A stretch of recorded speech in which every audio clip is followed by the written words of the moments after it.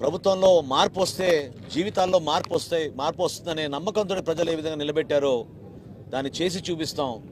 కూటమిలో మేము భాగస్వాములుగా ఉన్నందుకు రాబోయే రోజుల్లో చేయబోయే ప్రతి అభివృద్ధి సంక్షేమ కార్యక్రమం అభివృద్ధి చేసి చూపిస్తాం. సంక్షేమం కూడా ఈ ప్రతి ఇంటికి చేరేటట్టు ఒక దృఢ సంకల్పంతో ప్రతి కుటుంబాన్ని ఆదుకోవడానికి గౌరవ ముఖ్యమంత్రి గారు చంద్రబాబు నాయుడు గారు, అదేవిధంగా గౌరవ ఉప ముఖ్యమంత్రి గారు పవన్ కళ్యాణ్ గారు ప్రభుత్వంలో తీసుకున్న నిర్ణయాల్ని ప్రజల్లోకి తీసుకెళ్లాల్సిన బాధ్యత మా పైన ఉంటుంది. రేపు ఖచ్చితంగా సాయంత్రం 3:30 సభ ప్రారంభం అవబోతోంది. అనేక కల్చరల్ ప్రోగ్రామ్స్ ఏర్పాటు చేశాం. వీటితో పాటు రాజకీయ నాయకుల ప్రసంగాలు, అన్నిటికన్నా ముఖ్యం పవన్ కళ్యాణ్ గారి కోరిక మేరకు యువతకు అవకాశం ఇమ్మని ఆయన చెప్పడం జరిగింది. దానికి అనుగుణంగా మత్స్యకార సోదరులు ఒకళ్ళు, ట్రైబల్ ఏరియా ఏజెన్సీ ఏరియాస్ నుంచి మొన్న కొన్ని గ్రామాల్లో అయితే